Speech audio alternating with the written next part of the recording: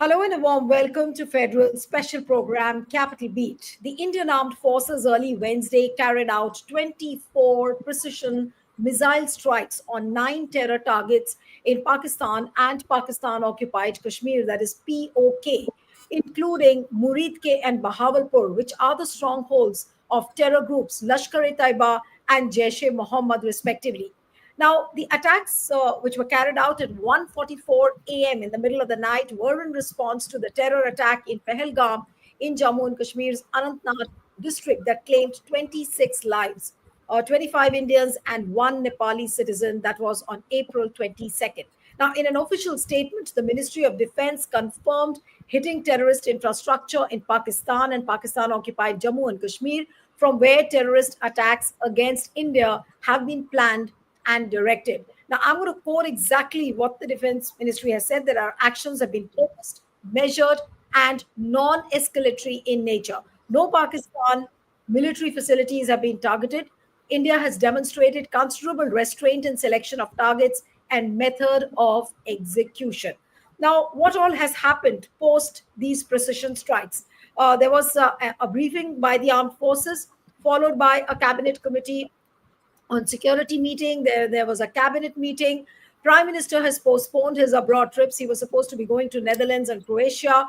That trip has been cancelled. But after the precision strikes, it's very clear that Pahalgam attack has been avenged. But what next? What are the challenges before the Indian government, before the armed forces? And as we speak, the mock drills across the country are underway in some cities at different times. So also, the mock drills, when they are underway, what all one needs to be cautious of now as a citizen, and also as I spoke, what are the challenges before the armed forces and the country now? Will there be a diplomatic step up as far as the diplomatic efforts are concerned? Joining me now is a very special panel this evening. Retired General Ashok Mehta joins us. So thank you so much for joining. We have Brigadier Ajit Apte, who also has, like General Mehta, has been a 1971 war veteran. So thank you so much for joining. We have Dr. Aftab Kamal Pasha, who is an international affairs expert and also a diplomat. Thank you so much, Professor Pasha, for joining. And I'll begin with General Mehta. General Mehta, what does one say about the precision strikes today? And is this attack very, very different from any of the attacks which we have seen in the past? Yes, General Mehta. Yeah, well, the first comment one has to make is that the precision strikes were remarkably effective from what the account that we have received, that is the briefing by the Indian Foreign Secretary and the two officers from the defense integrated defense staff. These strikes have represent a gradual escalation in the intensity of India's response to cross-border terrorism. I mean, you need only go back to Uri and see that after Uri, it was what they called incorrectly a surgical strike, but it was a ground incursion against 8 to 9 targets, not very deep into Pakistan-occupied Kashmir, and they came back. It's the next response to by India was in Balakot, and Balakot was a step up, a notch up, because they have moved from ground strikes by the army to a surgical strike by the Indian Air Force, where Indian Air Force MiGs targeted a single target, which was a Jaish-e-Mohammed terrorist camp, but inside Pakistan. So they chose a target deep inside Pakistan against the headquarters of Jaish-e-Mohammed. That was 2019. Now, the escalation in selection of targets is even have gone up several notches Right. because they have targeted, as you described, nine targets, some in Pakistan occupied Kashmir and some in Pakistan and notably in Punjab. And this is the first time that the international border has been crossed by such strikes, though Balakot was also a violation or crossing of the international border, but the range of targets, the depth of targets, and the selection of targets, once again, against terrorist infrastructure. So, identical terrorist infrastructure, the attempt being to destroy the terrorist infrastructure so that we can end what we have sought since Operation Parakram in 2001 and 2 to end cross border terrorism by all means at our disposal. And we have this time not only used our political, our economic, that is the waters. We have targeted the waters by holding in abeyance the Indus Water Treaty, never done before, unprecedented step, and of course the kinetic response that has followed. So, very well planned, very well executed. But what we don't know is the nature of attack. In other words, we don't know how the attacks were carried out inside POK and Pakistan. In other words, were they only the use of standoff weapons, that is, missiles, or were they a combination of use of missiles and the Indian Air Force? We have not been told. All we have been told is that the targets were destroyed, and from the video, from the audio visuals that accompanied, in fact, 2019, one of the biggest problems was, and the opposition got hold of the government, that where is the sabut? And this time, the sabut is right there for you to see. Pakistan has acknowledged Yes. losing about 36 civilians, 8 or 10, 10 Absolutely. wounded. So there you are, effective strikes. We don't know the nature of weapons that were used. We also don't know because nobody from the in the Indian media, or almost nobody, has mentioned what is happening in Pakistan. This is not a one-sided affair.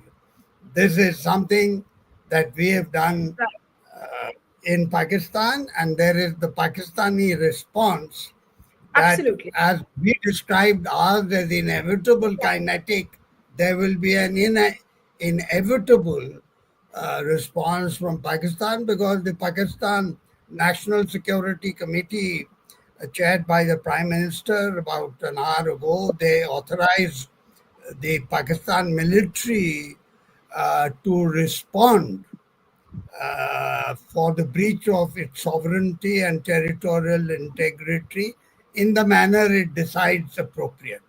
Right. In fact, according to the latest updates and what is floating on the social media through unconfirmed reports, that Pakistani Prime Minister Shahbaz Sharif's office has announced that military has been formally authorized to respond to India's strikes. Now, again, no confirmation there.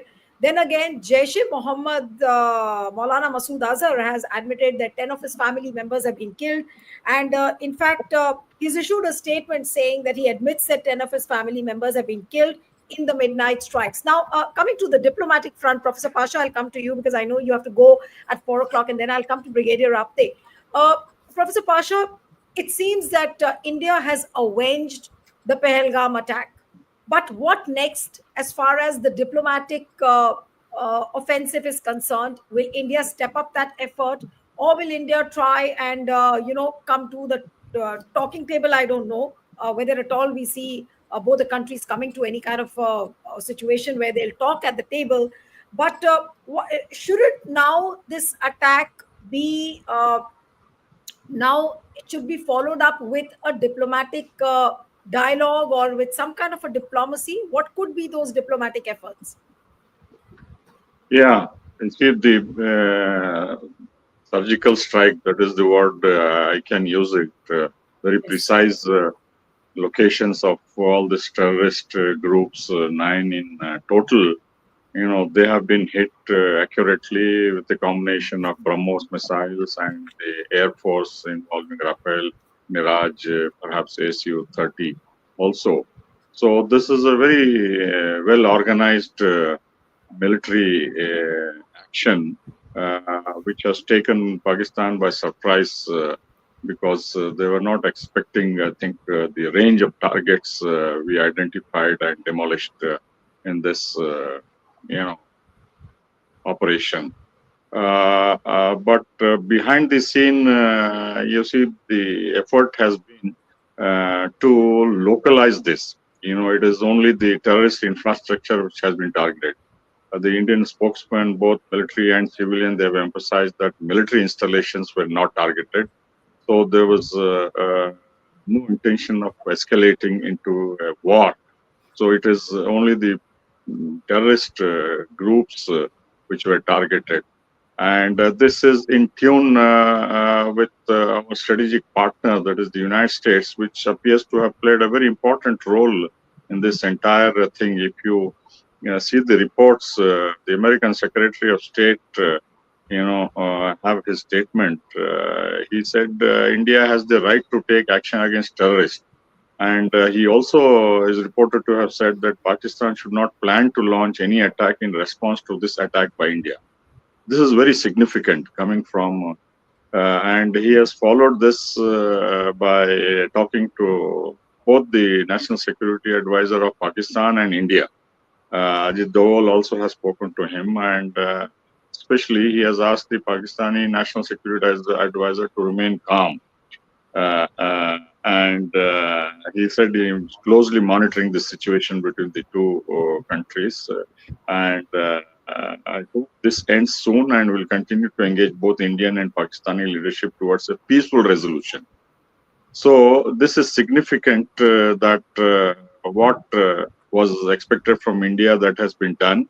And they have advised the Pakistani military or the government there not to escalate the situation, which means that they have used their influence over Pakistan.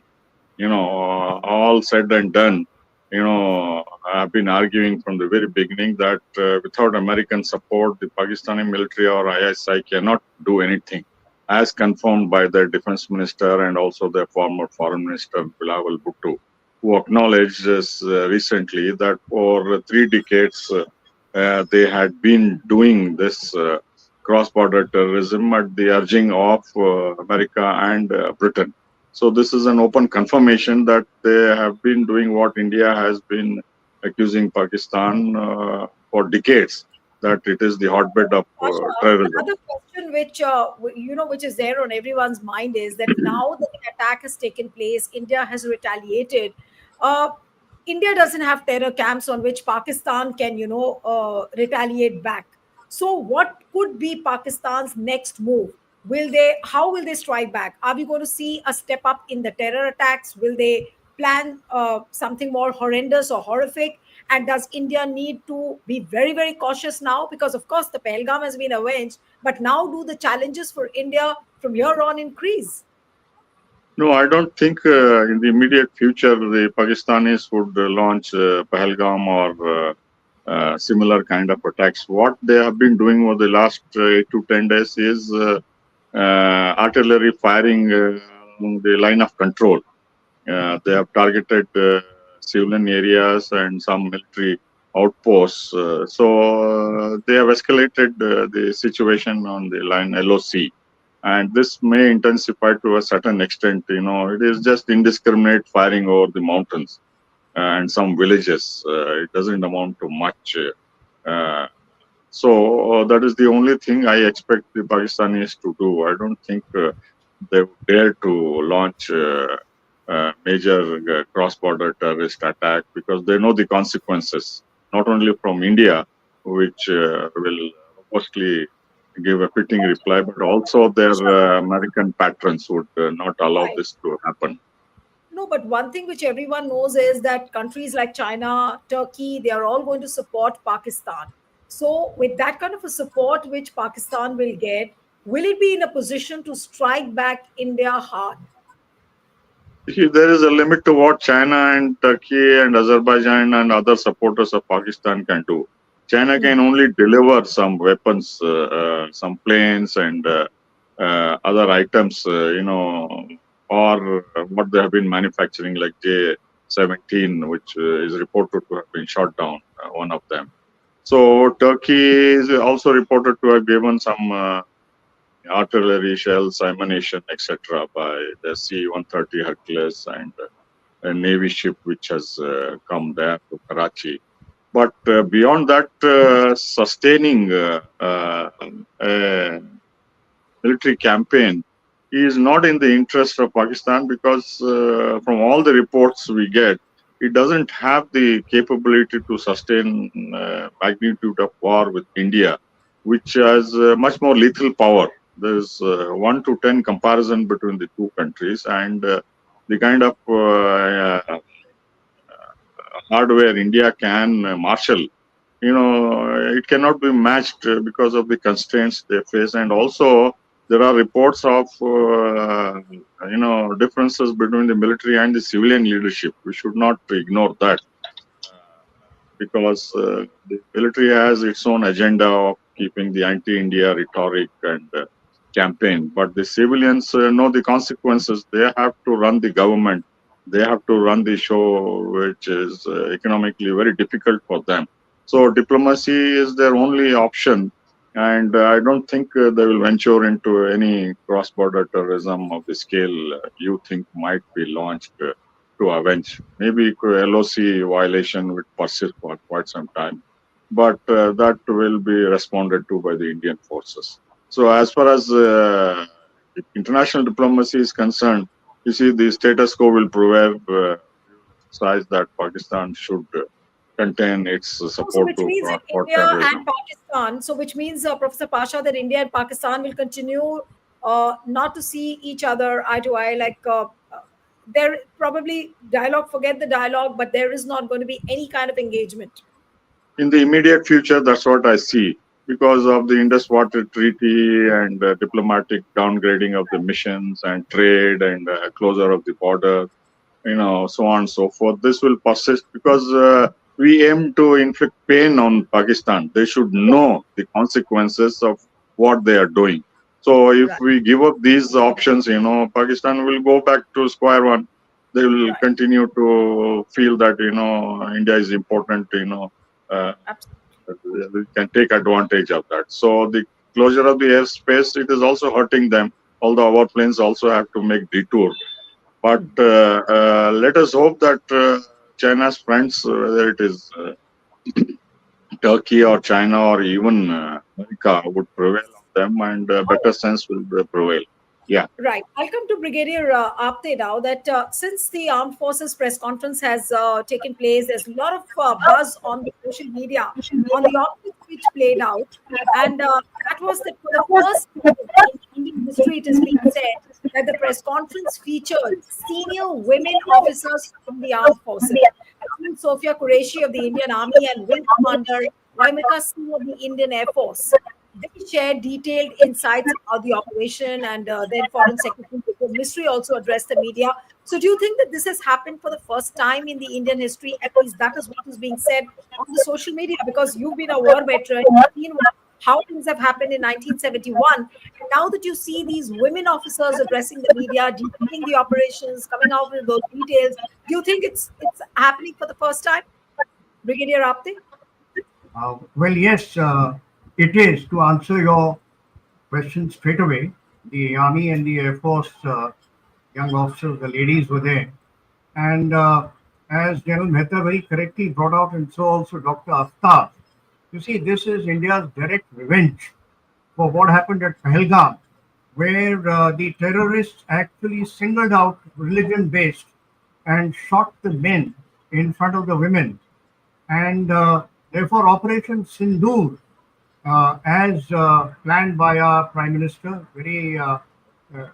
very effective step, a very good name, and very well done. So I think it was ideal for having two lady officers from the Army and the Air Force to actually speak, because they have represented the women folk of the country.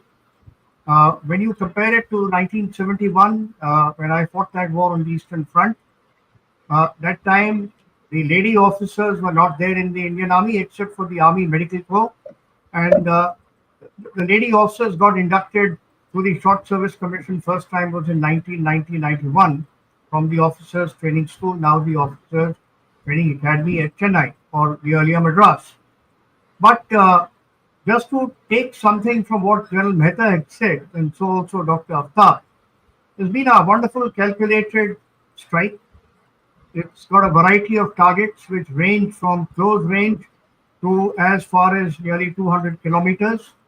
And as very correctly General Mehta brought out, we as armed forces people are not very clear, at least it's not been spelled out publicly, what was the combination of weapons. In the artillery, we've got these missile systems.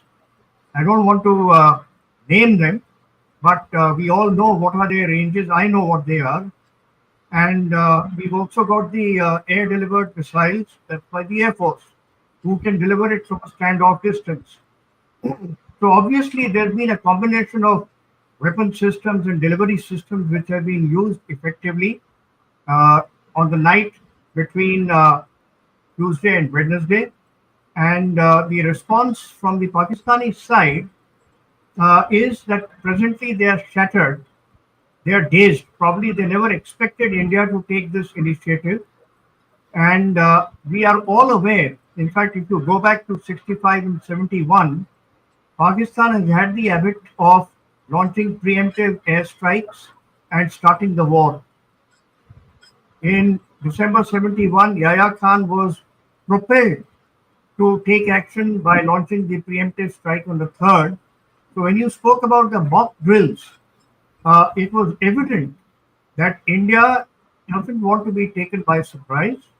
We definitely want to be prepared in the armed forces as well as in the civil defense systems. And therefore, these mock drills were organized, were ordered. Some of them were carried out yesterday. Some of them are being carried out today. And one of the reasons could be that, you see, Pakistan is an irrational enemy. It is an impulsive enemy. It has been known in the past by its very different designs. As very correctly brought out, we are not fighting a war against Pakistan. We are fighting a war against terror. We are fighting a war to eliminate those very places where the terrorism camps and terrorism is being born. So Absolutely. India's aim is to wipe these out and not wipe out humanity, not wipe off the economics. But the very valid point brought out by General Mehta, the non-kinetic measures, the water, that is a very good move by India. But kinetic action mixed with non-kinetic is very important. As far as the diplomatic part is concerned, I do wish to bring out one point. China, you see, has declared itself as an all-weather friend of Pakistan. That is a very important point to note. The other Islamic countries have also, some of them are exercising strategic autonomy by sitting on the fence. They have said that India is our trade partner and all those nice words. But when it comes to religion, when it comes to a particular base, they are quite likely to support Pakistan. But at the moment, they are exercising strategic autonomy, whereas China can be expected to either support overtly or covertly, because China also knows No, what is but Pakistan. yes, absolutely. But Brigadier, after this, another question, that people are also trying to compare, and is natural to compare today's precision strike, which happened late last night, with the surgical strikes of Uri, which happened in 2016. Then you had a Balakot in 2019. Now, what people are saying is that Operation Sindoor, uh, very, very different from the earlier strikes which have happened, in the sense that they have been very expansive, cross border strikes, and also the sheer scale of militant loss, which has sent out a very strong message to the terrorist networks and the handlers. So, do you feel that the message which was supposed to be sent out, India has succeeded in sending that message out? Yes, Neelu, absolutely. If you take back your mind to what General Mehta said, there are three important points. Number one, the canvas of the strike was expanded both in width and in depth. That is point number one. Point number two is the variety of weapons and ammunition systems that were used were different, of a different nature as compared to the earlier strikes. And thirdly, the variety of targets. Now, if I am right, even Sialkot has been struck, Bawalpur has been struck. There are a variety of targets which have been struck. So the message is very clear. We're not going to accept any nonsense. And if there are terrorist bases being kept in the hinterland, which do not come in the immediate radar screen of the line of control or in POK, but they are being nurtured elsewhere, India will not hesitate to give a fitting response to the adversary for at any cost. And therefore, we have to be careful, because, as I mentioned, the enemy is irrational, irresponsible. He Absolutely. has, very correctly brought out by Dr. Aftab, both the countries are nuclear, but Right. it is not easy to press the nuclear button. There will always be a restraining factor, and we have to be very careful that what can be the response, and therefore the Indian response has to be measured, calibrated with the due magnitude and scale of our retaliatory strike, if at all. Right. Now the worry is, General Mehta, I'll come to you, that what if India descends into some kind of a complacency, because the strong message has been sent out to the enemy country, and of course, what India wanted to tell the world, that now India reserves the right to strike preemptively, but also the question is that, has India been able to tell Pakistan that now, from now on at least, and with these kind of precision strikes, no location is beyond the reach? India managed, have the defense forces managed in today's strike to send out this message that now no location is beyond their reach? General Mehta, yes. Yeah, I think the powerful message transmitted through these variety of attacks is that we will respond, and we will respond effectively whenever you resort to cross-border terrorism. You see, what has come out from these strikes and earlier strikes, and the statements made, qualifying statements made by the Foreign Secretary, is the following. One, that we are only targeting cross-border terrorism. We are not targeting the Pakistani state. We are not targeting the military. This is the proportionate response. It is a responsible response, and it is non-escalatory. So the message is clear, and I think India is very, very satisfied by its response. because it has assuaged the hurt feelings of and the sentiments of millions of Indians who have who have taken borne the burden of cross-border terrorism. But it is not the end of the game, right? This is only one more chapter because Pakistan will respond as it did in 2019. In 2016, it didn't respond because it said nothing happened. हमारी तरफ तो कुछ नहीं हुआ. So चुप बैठे रहे वो. But in 2019, they responded. It was a more of a symbolic strike, counter strike. But in that dogfight, they shot down a MiG-21 and they captured a pilot on Abhinandan. And how we got Abhinandan back and is, of course, a different story.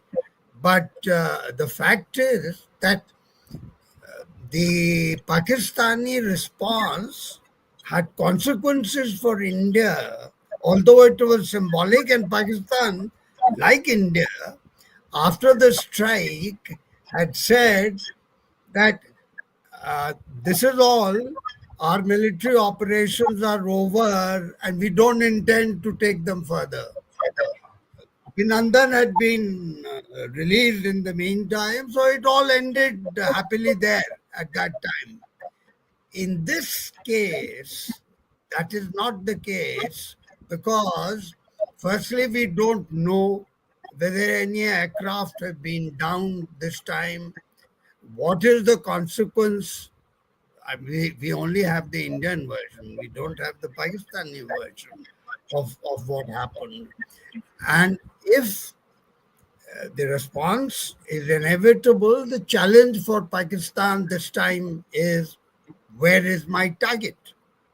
What am I going to do? I can't do another symbolic strike as I did in 2019.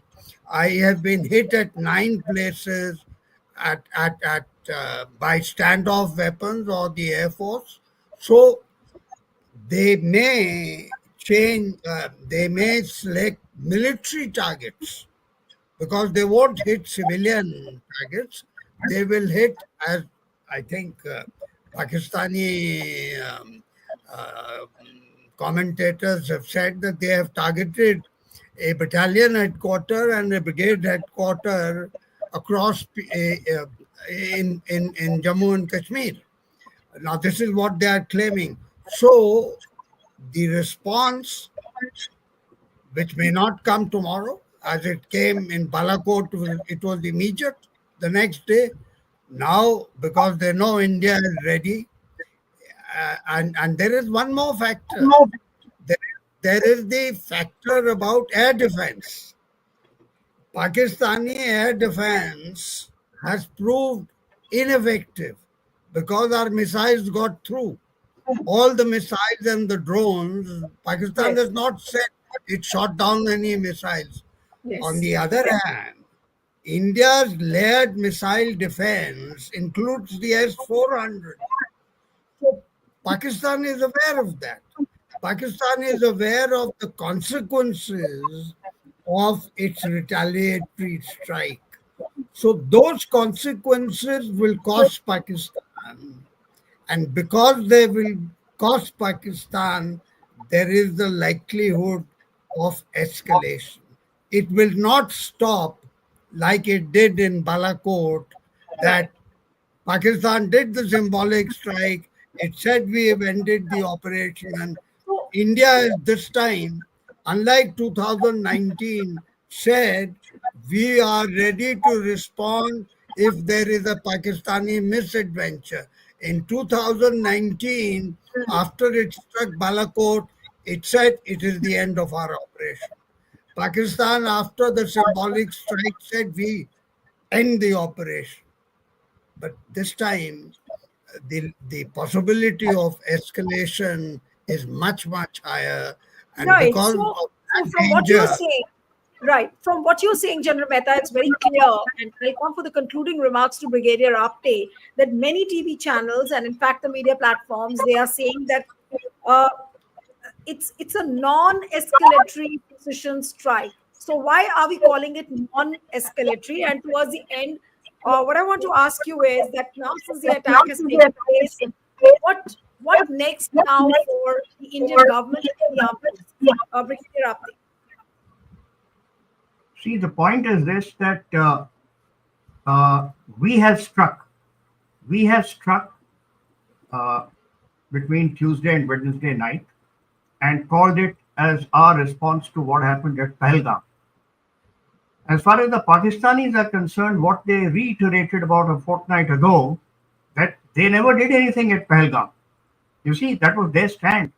They said it is all your homebred, terrorist strike. And on the contrary, they were even blaming India for the train mishap that took place, taking 225 Pakistani soldiers, Yes, and this of they course. exhibited that look, that was done by India, but we didn't retaliate. Now India has retaliated on 26 innocent tourists having been massacred. It was actually genocide. So Pakistan is well aware that India has launched this. As far as they are concerned, it's a preemptive strike, and they are now contemplating how to get back, which they will. There is no way that they will keep quiet, because they have to reply. So when they reply, what is our escalatory ladder has to be measured, because as I mentioned earlier, the possibility of a nuclear threshold has not yet been reached. It is unlikely to be reached, because before that, there will definitely be intervention from international authorities, US being number one.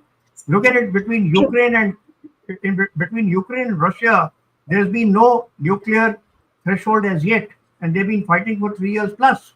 So nobody is going to allow a nuclear threshold to be reached. So Pakistan needs to realize, but they will definitely act, and therefore this is not the end of the game. The game will continue for some more time. India has to be prepared. Our economic targets, our military targets, and civilian targets, I will not say that they are safe totally, but as General Mehta brought out, probably the military targets will be number one, so that Pakistan has a good reason to say that, like India, we have not hit any economic and civilian targets. But Yes. collateral damage cannot be ruled out. And therefore, India has to be with its guard right up like a boxer, because sometimes even a weak boxer can deliver that knockout punch, which will keep the heavyweight guy staggering on the floor till 10 is counted. We don't want that to happen. So despite being strong, despite being resilient, despite having the larger combat, the resolute combat potential to sustain, we must not lower our guard, and therefore the nation, not only the armed forces, but all the civilians, all those non-military entities need to be very clear. This is not a game. This is not a TV game. The civilian population must realize that they have to stand by the Indian armed forces. The Indian armed forces, I am 100% sure, will deliver to the nation what it is required to do. All right, so we'll have to wait and watch. And as we are all assuming that the Operation Sindoor has been conducted, but challenges are manifold, and we'll have to keep an eye on all what's happening. And over the day, and maybe over the next few days, are going to be very challenging. Thank you so much. I'll have to end it here. Thank you so much, General Mehta, Brigadier Apte. Thank you so much for joining. Thank you very much.